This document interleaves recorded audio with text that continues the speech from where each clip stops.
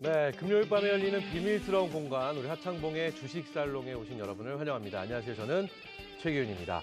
자, 하창봉의 주식살롱은요, 어디에서도 쉽게 듣고 볼 수 없는 우리 시장 이야기의 비밀스러운 이슈까지 중요한 정보만 쏙쏙 전해드리는 시간인데요. 자, 오늘 이 시간 함께할 우리 주식살롱의 안주인입니다. 우리 하창봉 대표와 문을 엽니다. 안녕하세요. 네, 안녕하십니까. 반갑습니다. 지난주 첫 방송이 나갔습니다. 네. 주변 반응이 어땠는지 너무 궁금합니다.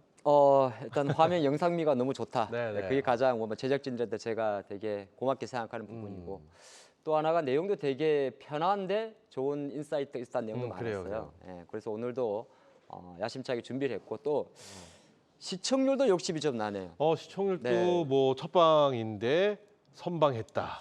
네. 순방보다 이제 지금 모 M사가 네네. 나 혼자 산답니까? 네네. 그 프로가 우리 경쟁 코너가 될 것 같습니다. 그래요? 네.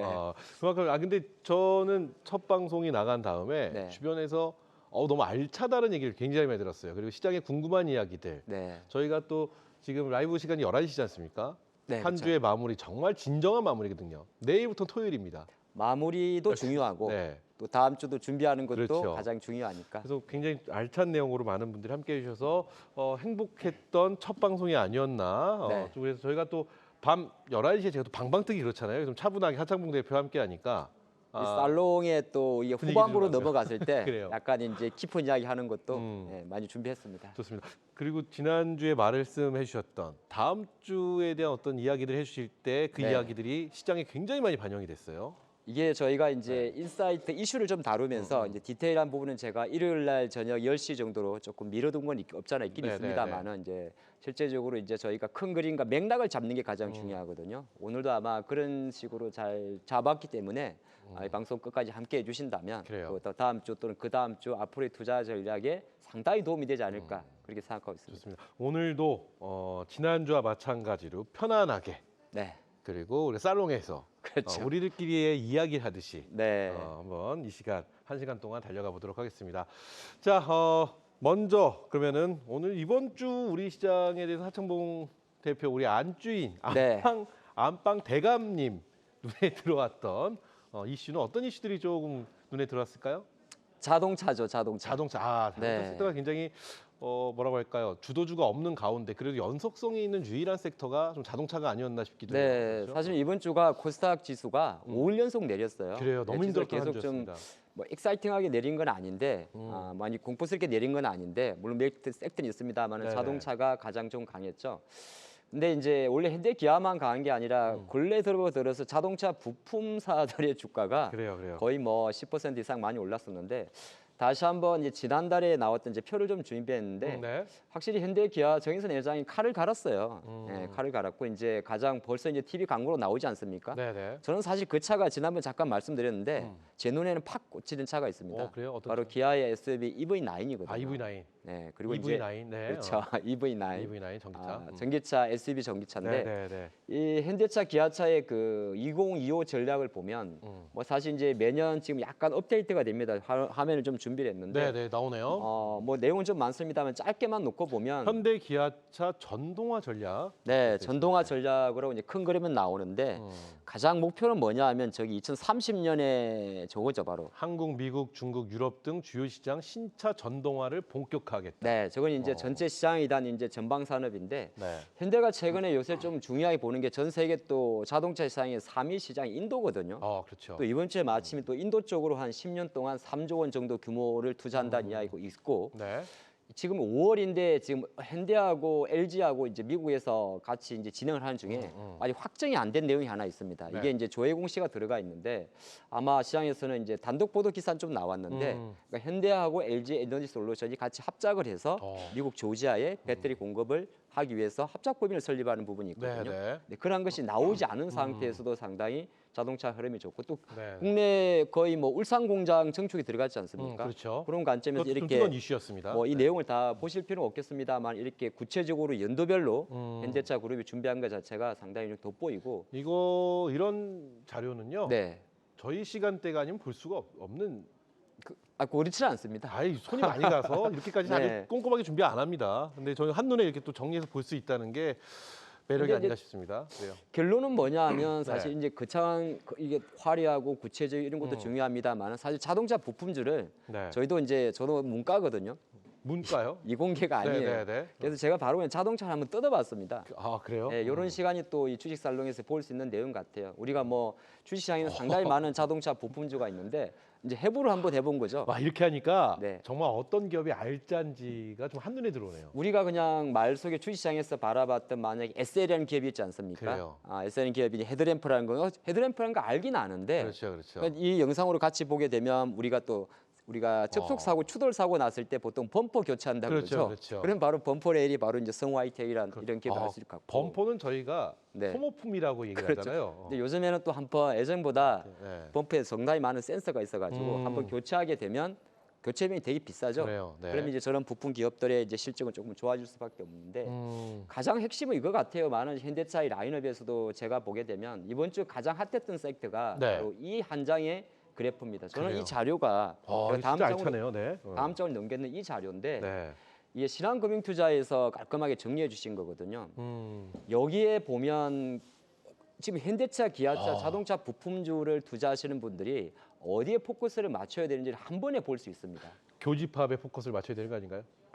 그 교집합을 우리가 같이 한번 해보죠. 이 그래프상의 교집합은 아까 헤드램프를 만드는 네, SLN SL. 기업이 있을 거예요. 미국 조지아, 미국에도 공장이 있고 네네. 현대차 라인업인데 현대차가 전동화를 강화하는 거잖아요. 음. 그럼 전동화는 결정적으로 배터리를 팩을 만들어야 되는 겁니다. 네네. 그래서 지금 가장 핫한 것은 BMS, 쉽게 말해서 음. 배터리 매니지먼트 시스템을 하는 BMS, 현대차의 7, 8개 정도의 배터리 팩 라인업들이 있습니다. 이 네네. 기업인데 기왕이면은 인도와 미국 법인을 같이 갖고 있는 요 기업들의 공통 분모가 가장 주가가 좋았겠죠.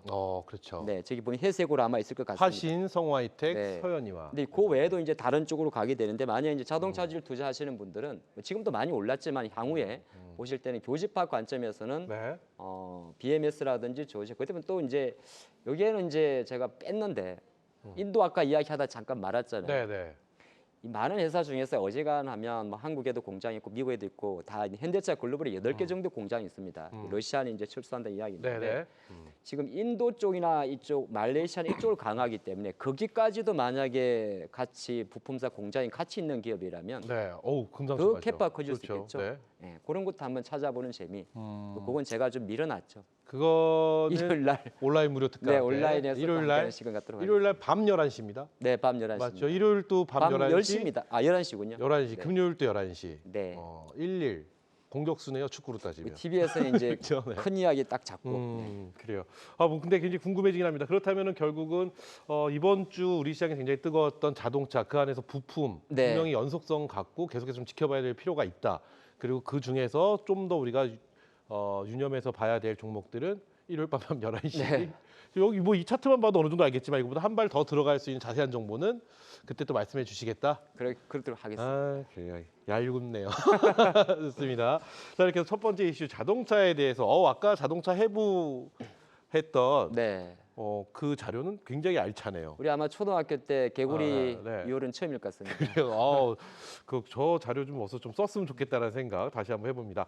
자, 그럼 계속해서 또 다른 이슈 눈에 띄었던 이슈 또 있을까요? 이번 주면서 다음 주까지 준비한 이슈가 바로 로봇이었던 것 같아요. 로봇. 로봇인데 네. 사실 로봇을 왜 뭐 아마 이번 주 많이 나왔을 것 같은데 로봇? 자동차 정도 임팩은 아니었어요. 하지만 두산 로보틱스 네. 맞나요? 두산 로보틱스의 이제 뭐 9월달, 10월달 네네. 상장 이슈도 있긴 있는데 갑자기 제가 이 생각을 해봤어요. 음.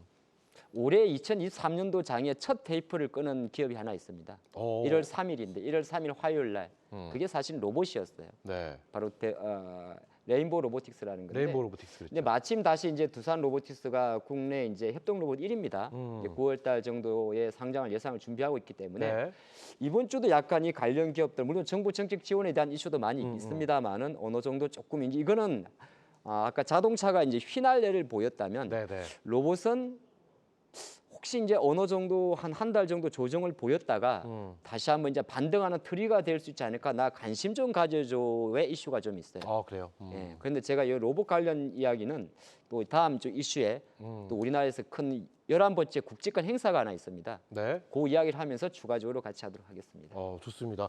자료는 뭐 굉장히 많이 또 준비를 해주셨는데 하나 볼 건 있어요. 그래요. 어떤 자료 볼까요? 우리가 막상 로봇 하면서 협동 로봇과 근데 이거 되게 중요한 내용입니다. 뭐 다 중요하지만은. 네네. 근데 우리가 왼쪽에 있는 이거는 좀 같이 시간을 갖고 공부를 하죠. 우리가 보통 로봇은 이미 실생활에 들어와 있습니다. 그렇죠. 우리가 그렇죠. 텔레비전 뉴스에서 뭐 자동차 울산 공장을 보면 왼쪽에 이렇게 그렇죠. 돼 있죠. 전통적인 상업용 로봇. 네, 왼쪽과 오른쪽 혹시 차이가 보이십니까?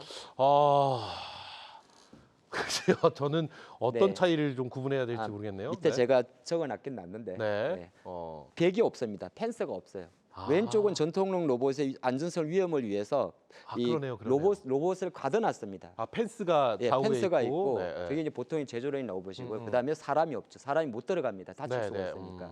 근데 현대차도 이제 이 GMP로 들어오면서 모든 게 전동화되기 때문에 사람과 로봇이 같이 움직이는 거죠. 오. 실제적으로 이게 지금 현재 가장 많이 적용되고 있는 데가 네네. 바로 거제도 조선소입니다.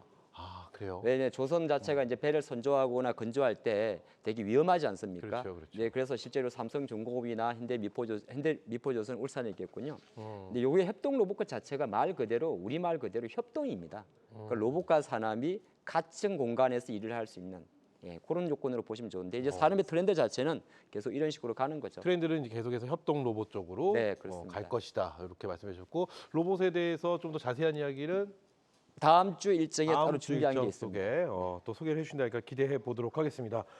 자, 이렇게 해서 두 가지 정도 이슈 만나봤는데 뭐 추가적으로 하실 말씀 없으시면 네, 또 다음 주를 또 기대해 봐야겠죠. 다음 주에 우리의 이슈들이 많이 또 준비되어 있는데요. 자, 그럼 계속해서 바로 다음 주 이야기 해보겠습니다. 신윤아 캐스터가 다음 주 주간 일정을 또 준비했다고 하는데요. 바로 만나보겠습니다.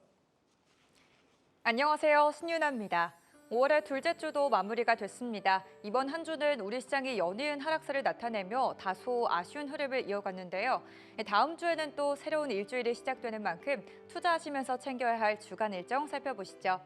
15일 월요일입니다. 우리 시간으로 오후 9시 30분에는 미국의 5월 뉴욕 엠파이어 스테이트 제조업 지수가 발표됩니다.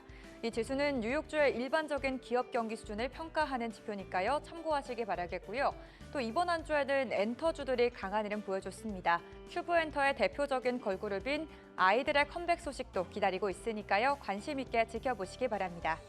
이어서 16일 화요일입니다. 다양한 일정 가운데 이 로봇과 스마트 팩토리 관련주에 관심 있는 분들은 주목하셔야겠습니다.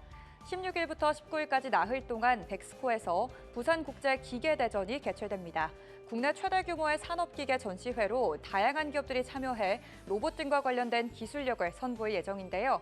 여기에 스마트 팩토리 콘퍼런스도 진행된다고 하니까요. 해당 행사와 함께 관련주들의 방향성도 체크하셔야겠습니다. 계속해서 17일 수요일도 살펴보시죠. 이번 주에는 미국의 물가 지표가 발표가 됐는데요. 다음 주 수요일 오후 6시에는 유럽연합이 4월 소비자 물가 지수를 발표합니다. 유럽 중앙은행부터 영국의 중앙은행까지 최근 계속된 금리 인상을 단행하는 모습인데요. 이 물가 지표의 인상 기조가 반영될 수 있을지 확인하시면 좋을 것 같습니다. 한편 국내 증시에서는 영상감시 솔루션 전문 기업으로 올해 최대 증거금이 몰린 트루엔이 신규 상장됩니다. 최근 다시 뜨거운 움직임이 기대되는 AI 관련주의 신규 상장도 지켜보시죠.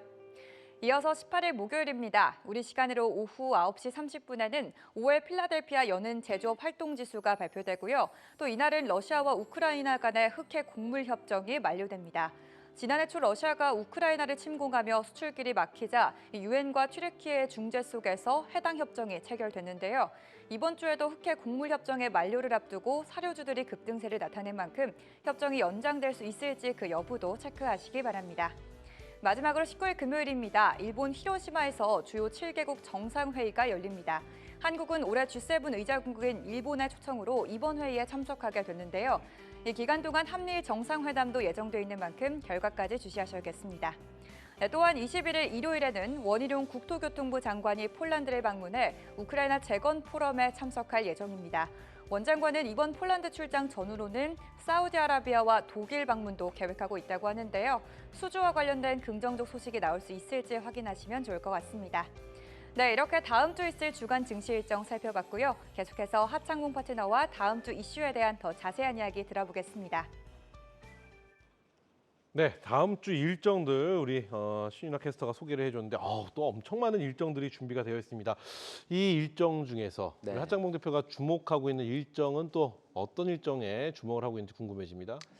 제가 일정은 이제 2개 정도를 준비하는데 네. 조금 전에 아마 많은 이 시청자분들이 지금 네. 지나가면서 흘릴 거예요. 근데 아까 제가 보면 이제 일정을 저도 이제 같이 준비할 때 네네. 국토부 장관 원희룡 국토부 장관의 방문 방한? 아까 방문? 제가 폴란드 간다고 네, 얘기했는데 폴란드. 근데 그거 놓치시면 안 돼요.